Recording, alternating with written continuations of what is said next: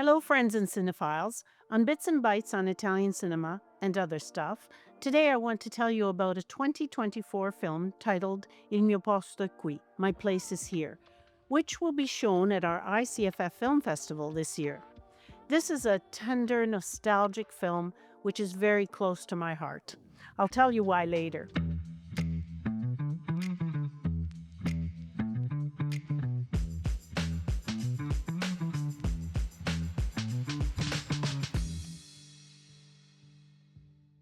My Place is Here is set in the years following the end of World War II.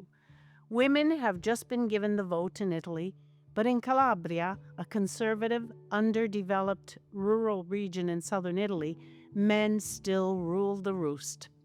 In the impoverished confines of her parents' home, Marta awaits the return of her fiancé from war.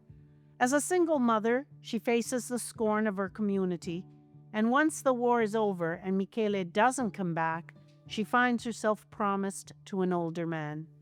During the village's preparatory course for wives, she forges an unlikely friendship with Lorenzo, the village's openly gay wedding planner.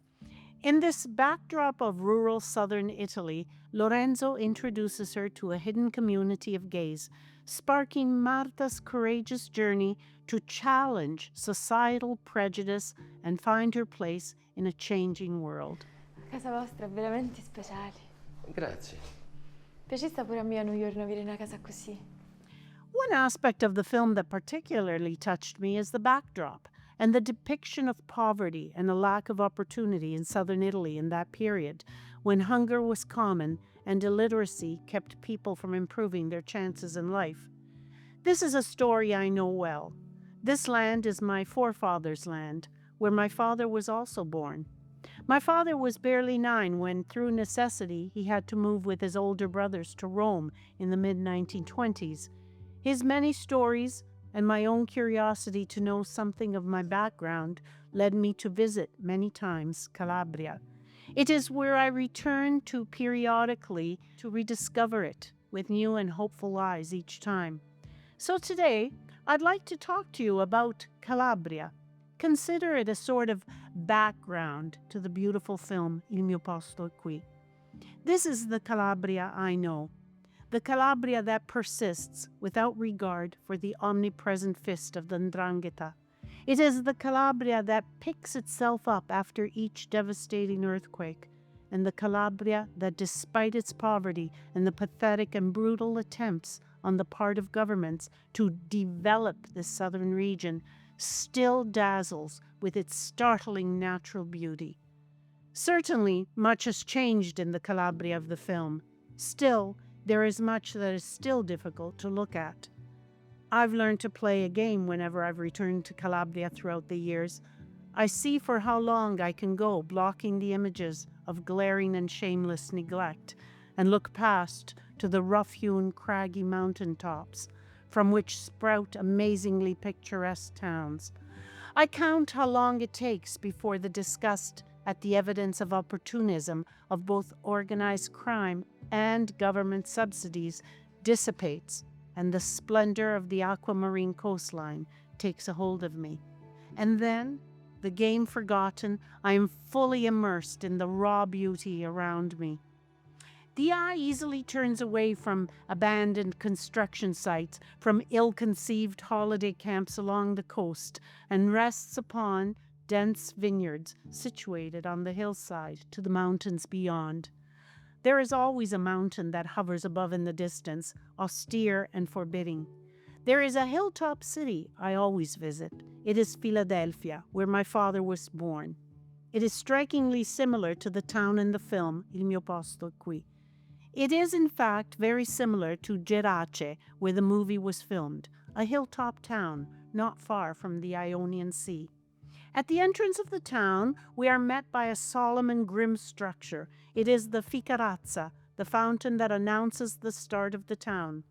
Memories flow unbidden of my father's stories of his childhood, the race to the fountain, and of little boys laden with clay urns, arriving only to find that La Ficarazza si siccao, the fountain has dried up. an unrepentant stone structure sputtering out barely a trickle of water at the mercy of the cold streams fitfully coming down from the impervious mountains looking on. I read somewhere that the directors of the film, My Place is Here, Daniela Porto and Cristiano Bortone, chose Gerace as the main location in order to shine a light and give visibility, particularly to the landscape of Calabria in its timeless beauty. An effective way to promote the territory. Calabria is the wild and unspoiled region of Italy. It has indeed timeless beauty. Away from the mountainous Aspromonte region and running south along the Tyrrhenian coast, there is another aspect of Calabria that is of heart-stopping beauty. At sundown appears a spectacle like no other. The Mediterranean sun descending above the sea becomes an orange red, and given that the sea along this stretch of coastline is a magical turquoise blue, the meeting of sun and sea, when it happens, sheathes the world in a spellbinding violet hue. For 2 hours or so, the landscape is washed in an otherworldly violet tinge. Nothing equals this splendor. No coastline of Italy's many beautiful ones can produce such magic. And, as if to complete the strange symbiotic experience between sun, sea, and land, a sweet perfume punctuates the air from orchards of bergamot, which dot the landscape along the coast all the way to the town of Tropea. If Calabria is generally unknown to the vast traveling masses, Tropea is at least beginning to open up to tourism. You may know of this town already. Its beaches, pristine white sand, the time-worn but still charming town, its robust southern cuisine are the elements that are now drawing more visitors to its doorstep. Here is a town perilously hanging on the great cliffs that hang over the Mediterranean, that has all the ingredients for an alluring and sought-after tourist mecca. And yet, little English is heard here among the visitors. Indeed, few other languages break the chatty buzz of tourists wandering about in Tropea's piazzas. Those that come here are mostly Italians searching for the southern experience and new places to discover in the homeland. Some of us from abroad go there to rediscover our Calabrian roots. Tropea was miraculously spared the devastation of the many earthquakes that have beset this part of the Italian peninsula.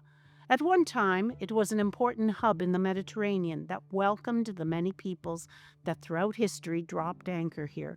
Hercules, it is said, founded this town that looks out to the sea and to the volcanic Aeolians in the distance. Perhaps the most dramatic sight opposite the center of Tropea is the large rock outcrop jutting into the Tyrrhenian. This was once an island, and the attractive monastery on the summit, Santa Maria dell'Isola, sits in the gardens above the sea. Lacking in the usual tourist amenities and the glitz and contrived appeal of other tourist towns of Italy, Tropea instead manifests an innocent disinvoltura, or unconcerned cheerfulness at the simple things it has to offer. The syrupy fragrance of overripened figs, its most famous onions, cipolle di Tropea, heard sizzling in frying pans through open kitchen doorways, the pungent scent of caper bushes peeking through the crannies of ancient walls, the sun, the sea, the sky. Calabria has come a long way from the desolate, rocky landscapes and backward towns of the film Il mio posto qui. And yet, it is still a place that has little to boast when it comes to tourist attractions and concessions to tourisms. But then, what else can be offered the visitor to Calabria that might compete with its exceptional natural beauty, with the dramatic rock formations of its coast, and with its many small bays and isolated white sandy beaches, with its spectacular sunsets, history-laden towns, and timeless traditions? Not much. Make sure you come to the ICFF Film Festival and see Il mio posto qui, and then go visit Calabria. See you next time. By the way, I write about places in Italy that people have not sometimes visited. My blog is called Somewhere You've Never Been. Come visit there too. Thank you. Till the next time.